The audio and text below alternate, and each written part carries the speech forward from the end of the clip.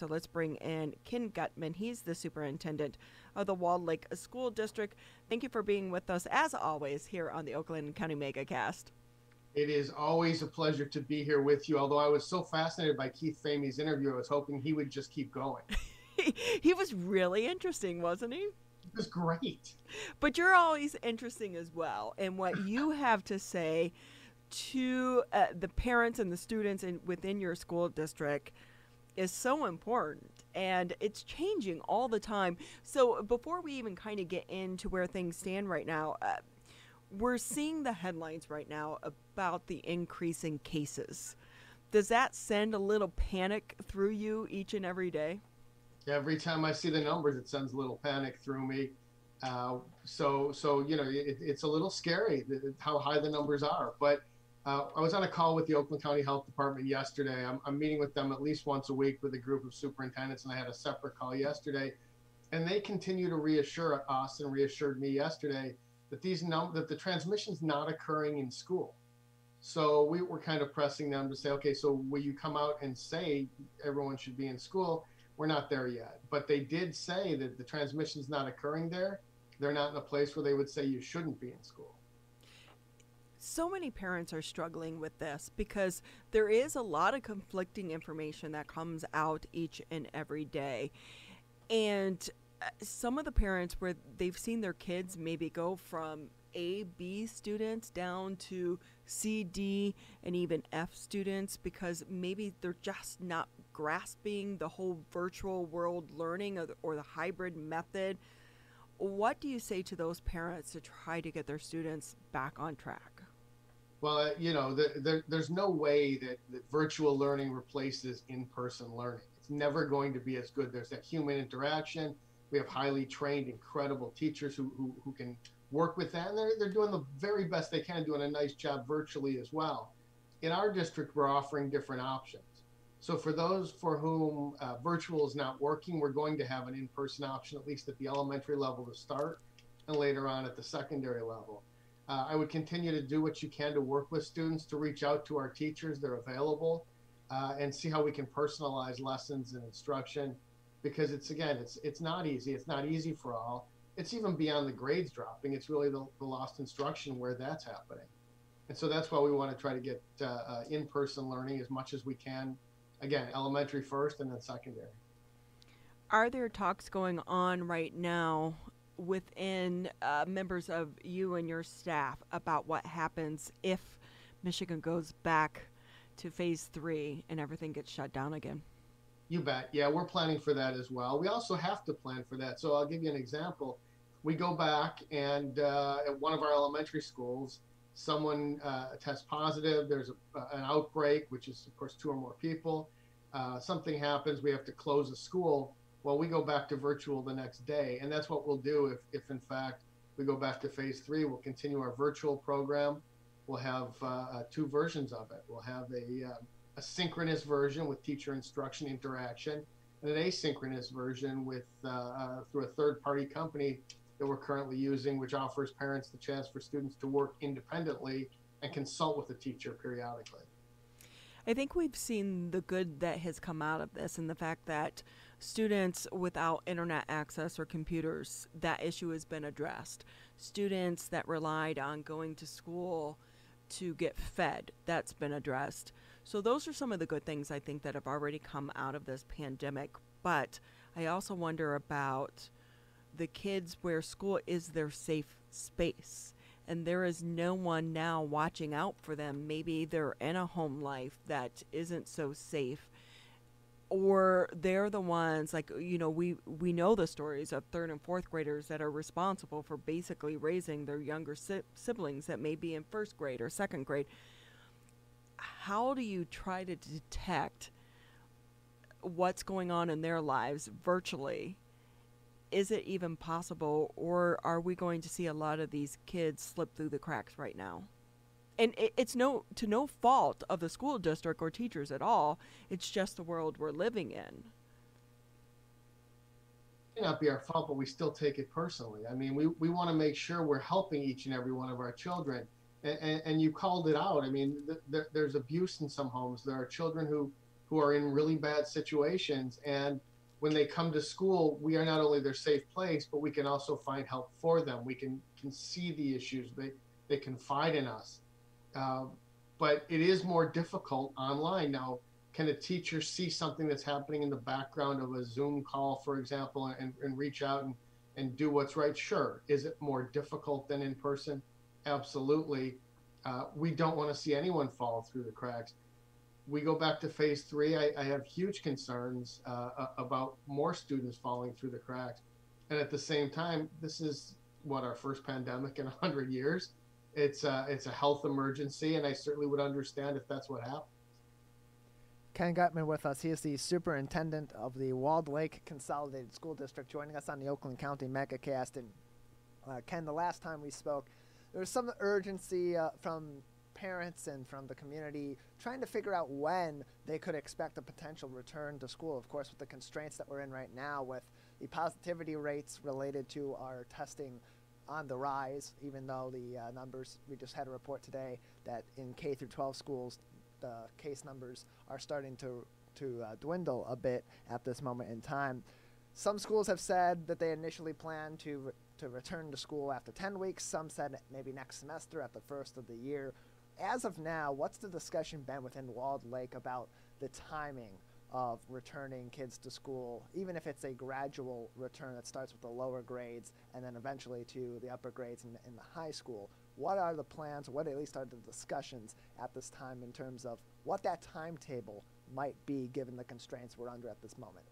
Yeah, great question. We're actually bringing back our elementary students. And when I say bringing back, there's an option. So there's an in-person option, and as I said, there are 2 virtual options.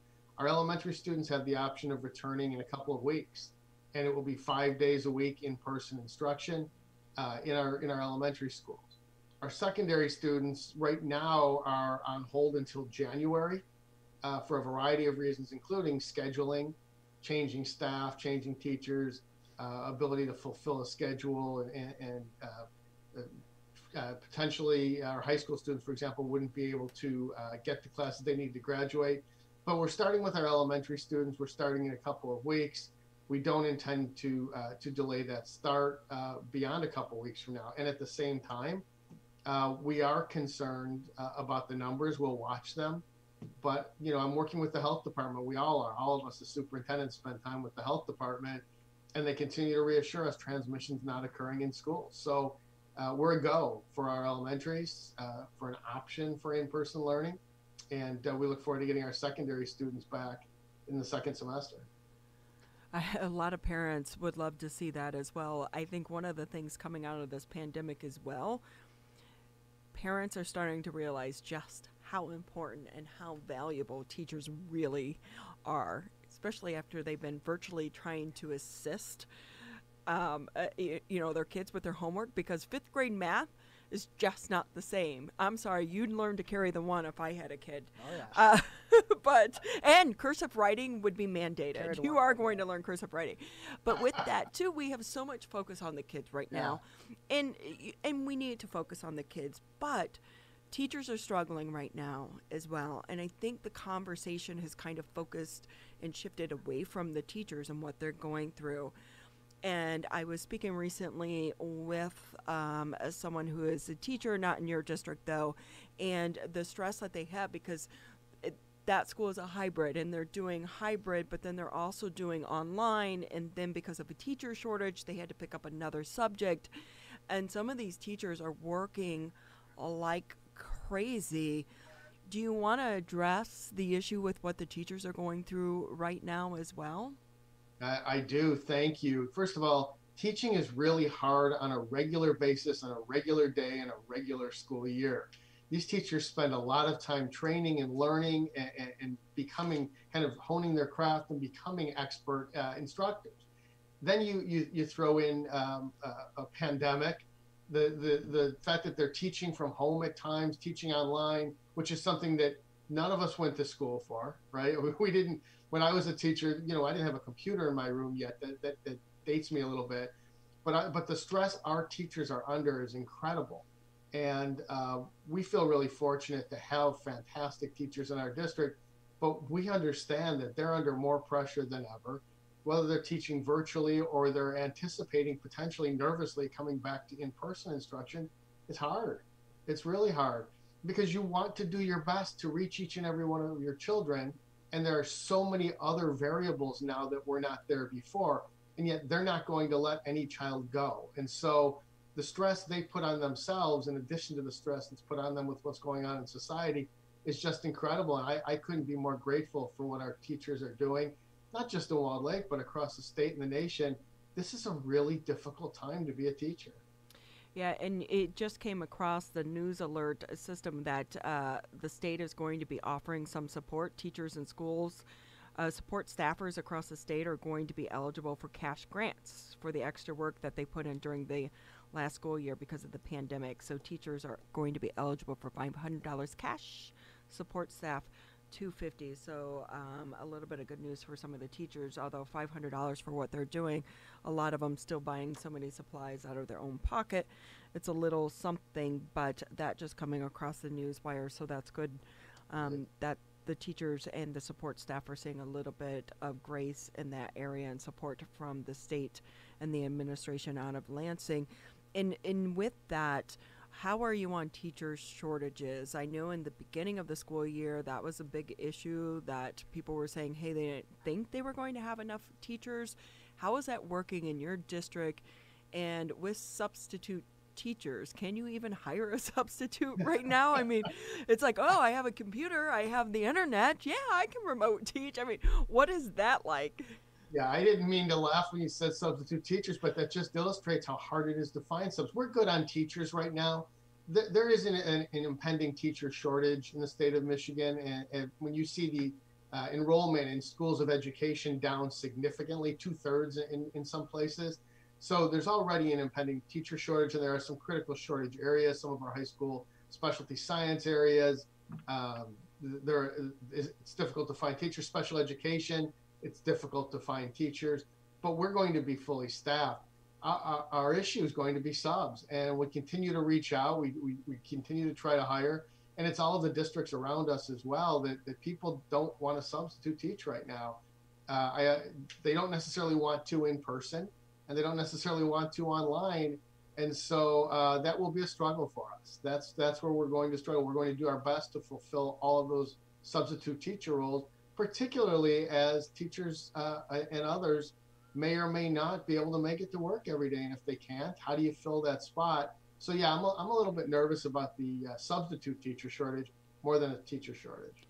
You're listening to 89.3 WBLD Orchard Lake, 88.1 WBFH Bloomfield Hills. We are speaking with Ken Gutman right now. He's the superintendent of the Walled Lake schools, and kind of just continuing the conversation a bit about substitute teachers. I know in some cases, a lot of substitute teachers are recent retirees and people who came in from that. Maybe they, if you're retired, you have a little bit of extra time. But also when you're retired from a job, usually those people are not the, how do we put this kindly? They're not very tech savvy, so you're kind of working with that generational gap as well. But if someone is maybe out there listening, if they have been recently laid off and they're looking for full-time employment, but maybe they thought about teaching in the meantime, or they're very specialized in one area, what does it take to be a substitute? So we used to require a bachelor's degree for that. Now we require a number of courses within the university. So I would just throw a plug out there to say, call 248-956-2000. Ask for our human resources department. We'd love to talk to you about what your transcripts look like, what your interest is. We're looking for subs, and we'd love to have you come work in Walled Lake schools. Yeah, and the thing on top of that, too, is you do have a lot of people that have been in the workforce, and I've always found it more beneficial when I have professors who actually worked in the industry in which they were teaching. So if they were retired reporters or retired producers, because coming from the journalistic world, one thing I felt like wasn't shared a lot is there were a lot of professors who only went the professor route. They'd never been in a mainstream newsroom, so they didn't understand what it actually took. And if someone really explained that, hey, you're probably only going to make 20 grand when you first get out of college, you might rethink that industry. And how many kids even today, or students, I want to say, because I do a little bit of consulting work or talk with students, they don't understand what the real world is like in some of these industries. So I think if you can bring people in to help teach the kids in the next generation, but give them a realistic view of what that industry is, then those students are going to be better set up to succeed in some of those industries. Yeah, we agree. It'd be great to have someone with the content area knowledge, with experience in that. And then there are two other aspects that are particularly important. There's the way of delivering it, and teaching methodology can be a science and an art all of its own. And then, of course, the all-important relationships with students. You really have to have a combination of all of that. So you have to have the content knowledge. You have to be able to relate to students in a way that's meaningful to them and they know you care. And you also have to have a way of teaching that makes it meaningful as well. So we're certainly interested in having someone come in who can help out our kids, our students.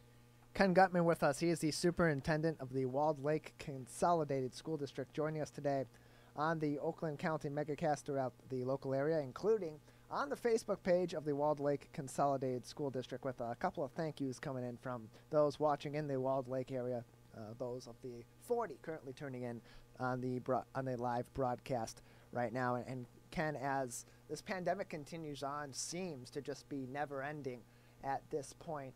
It's a difficult time, and it's been a difficult process since March in the previous school year and now currently in this school year, definitely for teachers who are working quite literally in some cases around the clock to modify their lesson plans and to attend to the needs of their virtual students and in their in-person students, for administrations like yourself as well, and of course, most importantly, for the students. What is Walled Lake doing, or what efforts does your district continue to do at this point to support not only the students and their families in this difficult time, but also the educators who are under so much stress to get this right and want to do this the right way for the kids in a situation that in many cases is not easy, and it sometimes can feel impossible? So we continue to work really closely with our associations and make sure that we're providing opportunities for our staff to be successful. It's difficult. It's really difficult to appropriately share how much you appreciate your staff when you can't see them in person. There's only so much you can do through Zoom. There's only so much you can do in an era where budgets are not what they should be in education, and it's not all monetary. I can't tell you how much I can't tell you enough how much we appreciate our staff and wish we could do more for them. I look forward to the day when I can see them all again and talk to them in person. But you know, as I was saying before, it's a tough time to be a teacher. It's a tough time to be support staff. Tough time to be an administrator. We'll continue to be there for them in any way we can be there for them. It's just we don't have as many options as we used to have. You and your entire staff, you're put in such a hard spot right now, and I know that you extend your gratitude to all of those working within the district. And you know, so many times if you even just have a boss come up and say, you know, we want to let you know thank you. We appreciate everything that you're doing, so that's great that you recognize that as well. Anything quickly that we didn't ask, maybe that you want to let the people in your district know before we let you go? Sure, let me give you one that I can't talk about. How about that? Okay. So we did recently have a hack of our technology systems, and we have most of our systems restored. They should all be up shortly. We are working with the FBI, with cyber professionals, with attorneys who specialize in this. And the one burning question that we all have, including all of our parents, and I know our staff and our students, is what was taken. And we certainly look forward to finding out all the details of that and sharing it when we're allowed to do that. I promise you we're going to err on the side of caution and protect our community once we have all the details. And Superintendent, I'm glad that you actually brought that up. And I will say, what do you think that you've learned so far from that experience that you would like other school districts or even just other businesses and regular people to know about what you've gone through and maybe how they can protect themselves? Yeah, I think you can do all the training in the world, and we're about to do more of it. about what you should click on and what you shouldn't. It's as simple as clicking a link that lets someone into your system. And some of these hackers have really sophisticated ways of looking like your bank, looking like your boss, looking like someone else that you would trust. And so really it's about training your staff and then hoping that someone doesn't inadvertently click on a link they shouldn't click on. And we will say we're all going through that. I get them daily almost from Amazon, Netflix, my Apple account, and even the phone calls from Apple, and they look so real. Even my husband got one from Netflix, and I'm like, of course it's a scam. The Netflix is my name. Why would you be getting the email? But they are so good, and they do look so real. So it's like you said, just don't click on them. Go to the actual website of that, if it's Amazon, and click on your account from there. Never click on the link. So that's good to know, and we thank you for sharing that. And we're hoping, when you say FBI, always means it's kind of a little bit more serious, but these hackers are good, and so many of them are outside of the country, and even the most experienced people do fall for it as well. So just for the people out there to be aware. So thank you for sharing that with us as well. And everyone, learn from your mistake, I would imagine, is what you want everyone to know. You bet. Well, thank you so much for being with us on today's edition of the Oakland County MegaCast. And we're hoping that the hack was not too serious and that they got really valuable information and that it's a detriment to some of the people within your district.